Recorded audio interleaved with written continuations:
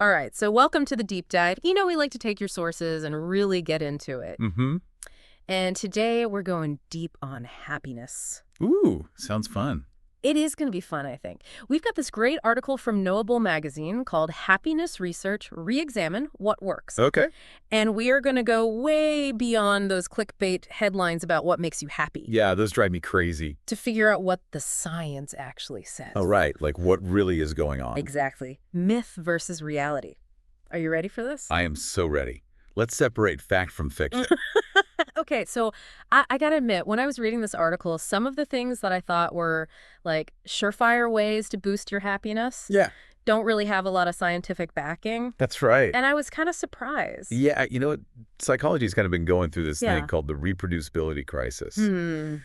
Basically, a lot of studies, even some that were like super famous and everybody thought, oh, this is groundbreaking, Yep. couldn't be replicated. Like other researchers tried to do the same study and they couldn't get the same results. So it's like we're building a house on a foundation of sand. Yeah, exactly. Like if the foundation's not solid, the whole thing is going to fall apart. Right. And that's why this idea of pre-registration is so important. It's like researchers saying, okay, here's what we're going to test. Here's how we're going to analyze the data.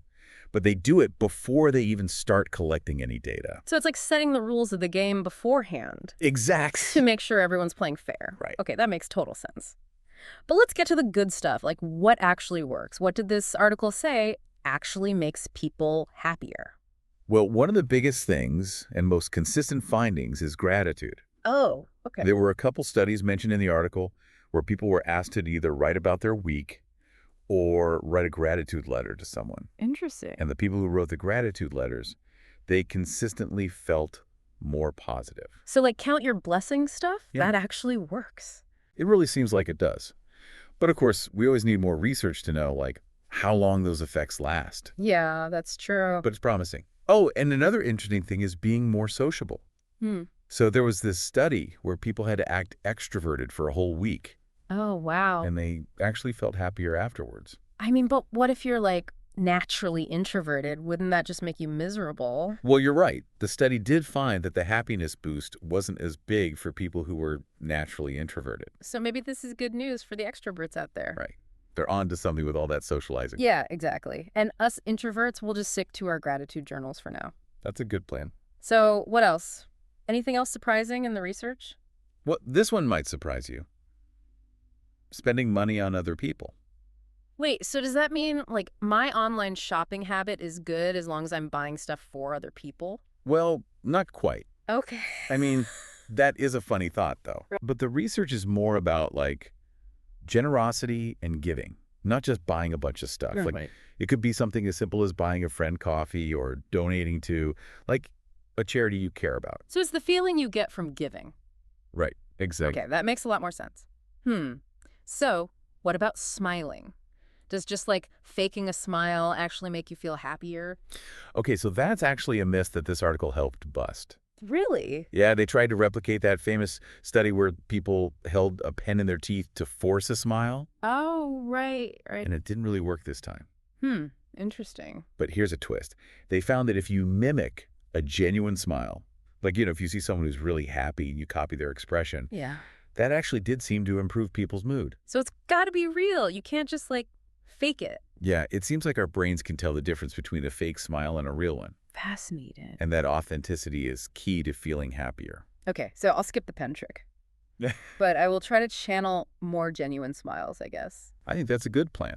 But, you know, there were some strategies that, even though they're popular, didn't have that much support in the pre-registered studies. Oh, really? Like what? Things like volunteering, random acts of kindness, even meditation. Really? I thought those things, like helping others in meditation, were supposed to be good for you. Well, it's not that they don't work. It's just that we don't have enough solid evidence to say for sure yet. So, more research needed. Exactly. What about exercise? Or like spending time in nature? I feel like I hear those all the time. You know what?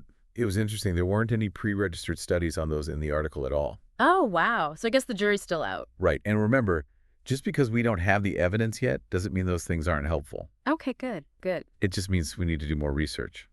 Well, that is a relief, because I'm not giving up my hiking boots anytime soon. No, don't do that. I know. But it does make you wonder about, like, what's the future of this whole happiness research thing? Now that they're focusing more on this rigorous science and Yes. pre-registration. Well, that is a great question, and it leads to some really exciting stuff. Okay, I'm intrigued. Tell me more. So first of all, we need to remember that researchers are using all kinds of methods to study happiness, not just pre-registered studies. There are surveys, and there are these things called longitudinal studies, which I think are super cool. Oh, what are those? So basically, they track the same group of people over a really long period of time, Okay. like sometimes years or even decades, Wow. and they see how their happiness levels change in relation to different things, like major life events. Oh, so it's like instead of just a snapshot, you get Yeah. the whole movie. You Yeah. see how everything unfolds. I like that analogy. Yeah. And speaking of stories, another thing that often comes up is this idea of personal narratives. Okay. Like how we tell the story of our own lives can really impact how happy we feel overall. So even if two people experience similar things, how they interpret it and make sense of it makes a difference. Exactly. And this is where positive psychology comes in, which focuses on understanding what makes people thrive, not just survive. I like that. Like resilience and optimism and having a sense of purpose. So it's not just about what happens to us, but how we choose to see it. Exactly. We have way more control over our happiness than we think. Okay. I like that. I like that a lot. Before we move on, can I just go back to those strategies we said need more research? Yeah, please. Specifically, the volunteering and random acts of kindness and meditation. Yeah, those are the ones I'm still, kind of confused about. Right, because they seem so obvious. Right. But again, it doesn't mean they don't work. Okay. It's just that the research is, it's a little bit murky right now. Yeah. For example, with volunteering, some studies have shown that it's most helpful when people really feel connected to the cause they're supporting. Right, so it can't just be like any old volunteering. Exactly. And they also need to have some say in how they're contributing. Interesting. And then with random acts of kindness, it seems like it's really the thought behind it that matters. Like a simple gesture can totally make someone's day, but only if it comes from a place of genuine caring. Right, so you can't just go through the motion. Exactly. And then there's meditation. That one's become super popular lately. Yeah, it has. The research on whether it actually boosts happiness is kind of mixed, but there's growing evidence that it can help with stress and focus and self-awareness. I've tried meditation, but I'm not very good at it. Well, it takes practice. Yeah, it does. But even if you're not reaching, total zen, Right. just focusing on your breath and being present in the moment can be really helpful. Okay, you've inspired me to maybe try it again. Good. Yeah. But before we get too relaxed, Yeah. we should probably talk about the strategies the article didn't really address. Oh, right. Like exercise and being in nature. Yeah, exactly. Now remember, even though there's a lack of pre-registered studies on those things specifically, Yeah. there's tons of evidence from other research that shows they're really good for our mood.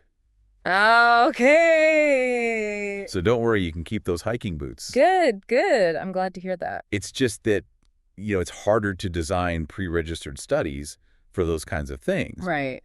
But it doesn't mean those studies aren't happening. Okay. But this whole conversation is making me think about how happiness isn't just this one-dimensional thing. It's super complex. It's affected by so many internal and external factors. Right. So it's not just about finding a quick fix. It's about creating a life that's meaningful. Exactly. It's about having real connections and feeling like you have a purpose. I love that. Okay, so where does happiness research go from here? Ooh, that's a great question. And it brings us to some pretty exciting developments. Okay, I can't wait to hear. Well, for one thing, technology is starting to play a much bigger role. Yeah, researchers are looking at how things like apps and wearable devices and even virtual reality can be used to help people be happier. Oh, wow. It's like having a happiness coach in your pocket. Right. I mean, there are already tons of apps for mindfulness and gratitude and positive thinking.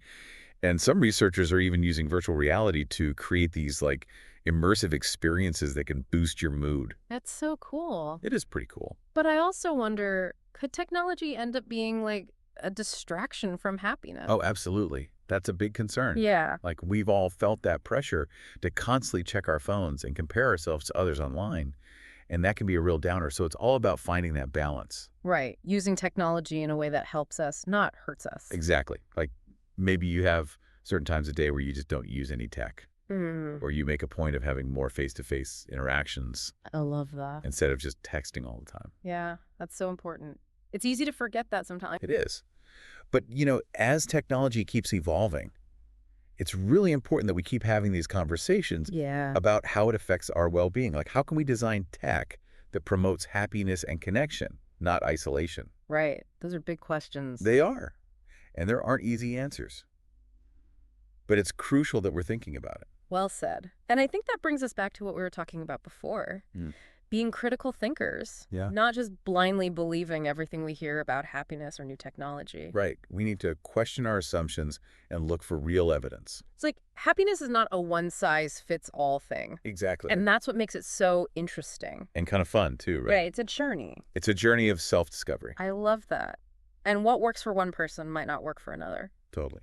So it's all about finding what resonates with you, what brings you joy, what gives your life meaning, and what makes you, you. So well said. This whole conversation has been incredibly insightful.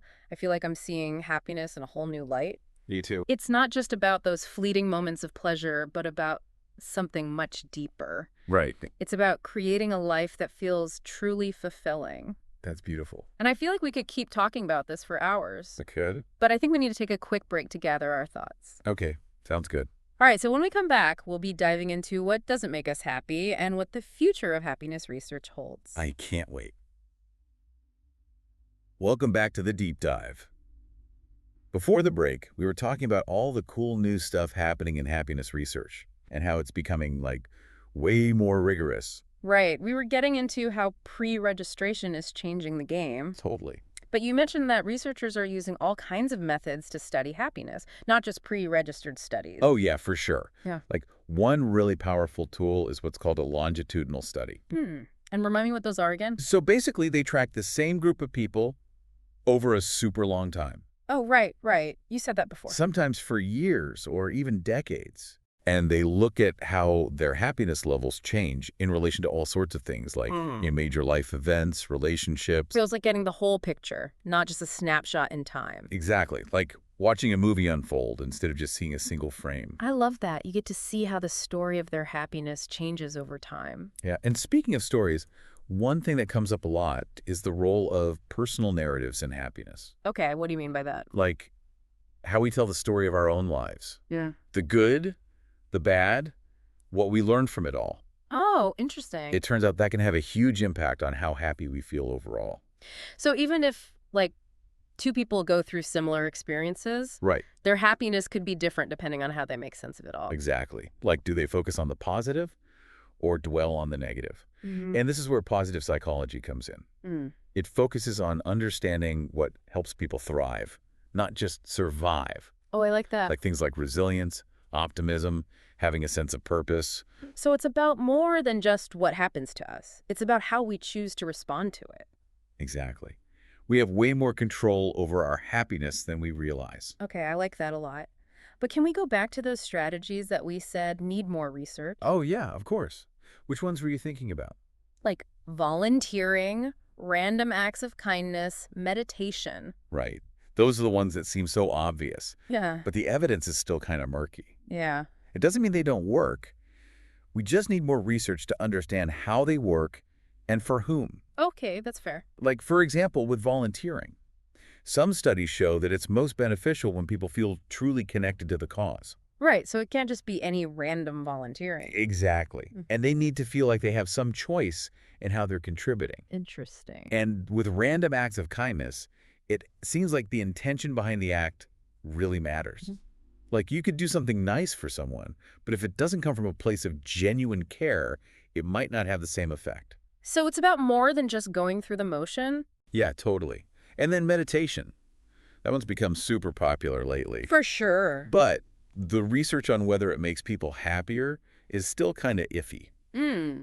But there is some evidence that it can help with things like stress and focus and self-awareness. Yeah, I've tried meditation, but I'm not very good at it. It definitely takes practice.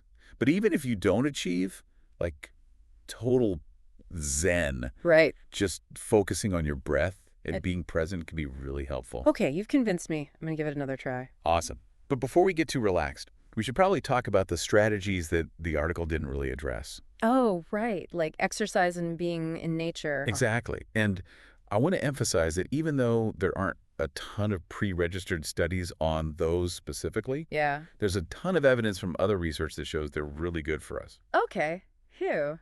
That's good to hear. So, don't give up those hiking boots just yet. Don't worry, I won't. But it does make you wonder why those haven't been studied more rigorously. Yeah, well, part of it might be logistical. Like, it can be harder to design those kinds of studies, Right. but it doesn't mean they're not happening.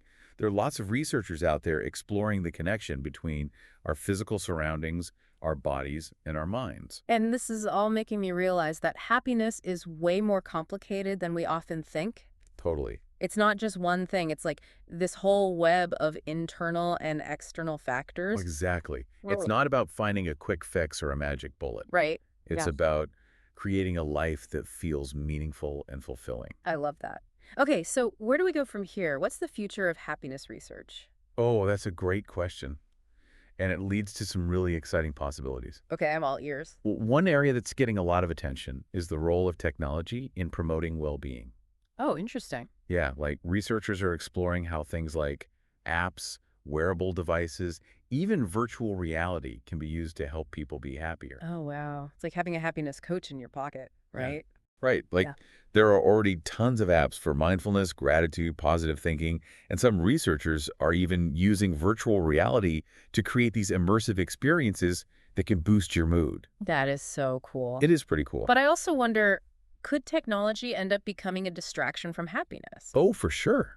That's a big concern. Yeah. Like we've all felt that pressure to be constantly checking our phones, comparing ourselves to others online, and that can be a real downer. So it's all about finding that balance. Right, using technology to help us, not hurt us. Exactly. Like maybe you have certain times a day where you just don't use any technology, Mhm. or you make an effort to have more face-to-face interactions I love that. instead of just texting all the time. Yeah, it's so important. We can get so caught up in the digital world. Totally. But as technology keeps evolving, it's so important that we keep having these conversations Yeah. about how it's affecting our well-being.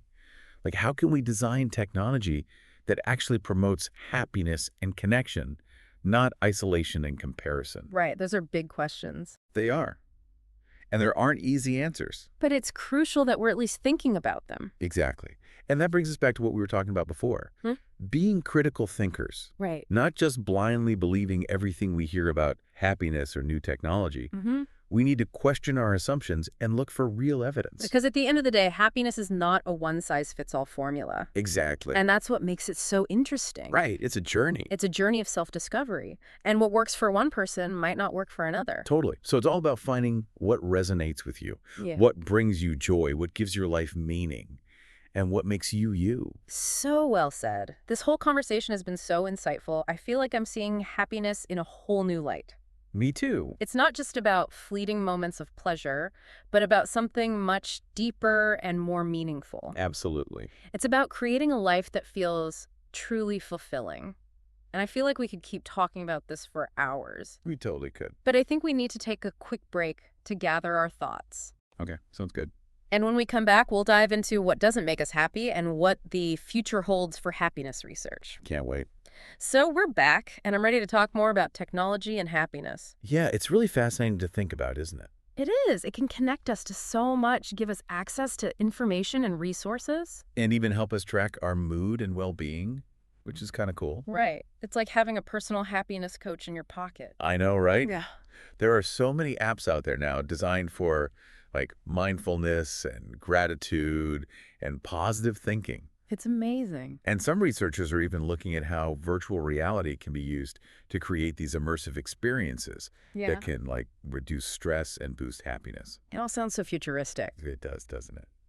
But it makes you wonder, could technology also become like a distraction? That's what I was thinking. Or even a source of unhappiness. Right. Like I think we've all felt that pull to constantly be checking our phones Oh, yeah. and comparing ourselves to others on social media. Ugh. Yes, definitely. And that can be a real recipe for unhappiness. Absolutely. So it's all about finding that balance, isn't it? Right, like using technology in a way that actually enhances our lives. Exactly, not letting it take over. I think one thing that could help is being more mindful of how we use technology. Totally. Like setting some boundaries. Yeah. Maybe having certain times of day where you just don't use any tech at all. Right. Or making an effort to have more face-to-face conversations with people. Instead of, just texting or emailing. Exactly. It's Yeah. so easy to forget to do that. It is. But I think as technology keeps advancing, Yeah. it's super important that we keep having these conversations I agree. about how it's affecting our happiness. Like, how can we design technology in a way that actually promotes well-being? Right. And how can we prevent it from making us feel more isolated or more stressed? Exactly. Those are big questions, and I don't think there are any easy answers. No, definitely not. But it's so important that we're at least thinking about them. Absolutely. And it goes back to what we were saying earlier about being critical thinkers. Yeah. Not just believing everything we hear about happiness or new technology. Right. We need to question our assumptions and really look for evidence-based approaches. Right, because at the end of the day, happiness isn't a one-size-fits-all thing. Exactly. What works for one person might not work for another. And that's what makes it so interesting. Totally. It's a journey. It's a journey of self-discovery, and it's unique for each of us. And that's kind of beautiful when you think about it. This whole conversation has been so insightful. I feel like I'm looking at happiness in a whole new light. You too? It's not just about those fleeting moments of pleasure. Right. It's about something much deeper and more lasting. It's about creating a life that's truly fulfilling. I love that. Yeah. And the pursuit of happiness is an ongoing thing. Yeah. There will be ups and downs and challenges. Definitely. But the important thing is to approach it with a sense of curiosity and compassion. And a willingness to keep learning and growing. Exactly. Well, I think we've reached the end of our deep dive into the science of happiness. Wow, that went by fast. Yeah, it did. But we covered a lot of ground. We did. We talked about debunking myths, exploring strategies, and even the role of technology. I hope our listeners found it as fascinating as we did. I think they did. And remember, the conversation doesn't end here. Yeah, keep exploring. Keep questioning. And keep searching for what makes you happy. That's a great note to end on. So thanks for joining us on the deep dive. Until next time, stay curious and stay happy. Bye, everyone.